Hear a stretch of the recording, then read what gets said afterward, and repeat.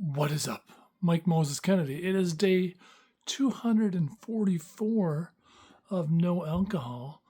I switched up what I've been taking. I take these licorice. Now I got some licorice that just knocks you out, makes you go to sleep. Doesn't really make you creative or anything, but it helps you sleep a lot. Really helps you sleep.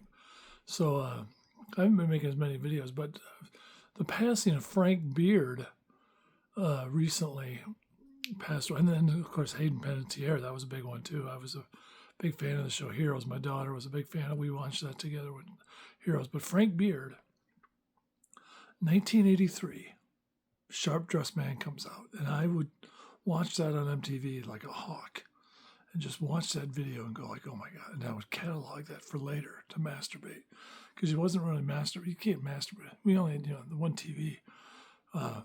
I had a TV in my room, but I wasn't aggressive enough to masturbate. A year later, I would be stealing porn from a Stop and Go. There was a convenience store right by I would ride my bike to the Stop and Go and buy a USA Today and then slide a Penthouse Forum because that was the smallest porno mag I could get that would fit inside the USA Today. I would go up and pay for the USA Today and have the Penthouse Forum inside it, and then I'd ride my bike home and I'd stuff it in my pants before I got home down the block, and I'd walk in and I'd be all stiff like, hey Mom, how's it going? And I'd go in my room and I'd stick it underneath the bed, underneath the slats, and then within days my mom would find it. I don't know, she would move the bed or something. She was like, I'm rearranging the room, find the porn.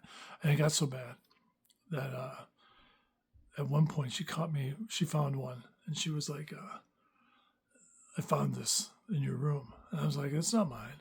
She's like, well, whose is it? It's like, maybe it's, I said, my brother Pat.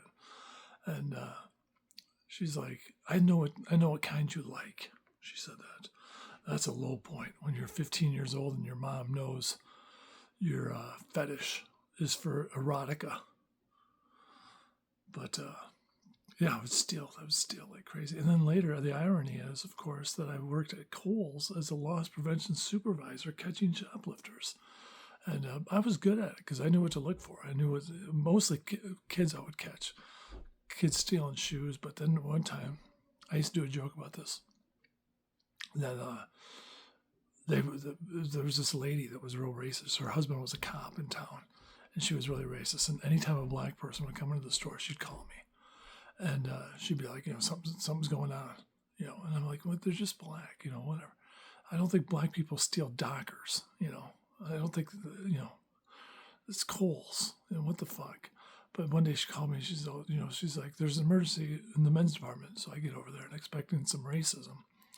And I get over there and I go, what happened? Or I go, what's going on? She says, someone pooped in the fitting room. I was like, what? She's like, yeah, somebody pooped in the fitting room. I don't know what happened. Like they must have looked for the bathroom and they just pooped. And I was like, okay. I go, why'd you call me? And she goes, well, you need to clean it. And I go, tell you what, if someone tries to steal that poop, then I'll fucking deal with it. But poop in bathroom is not that's janitorial work, not loss prevention. I thought that was a good comeback.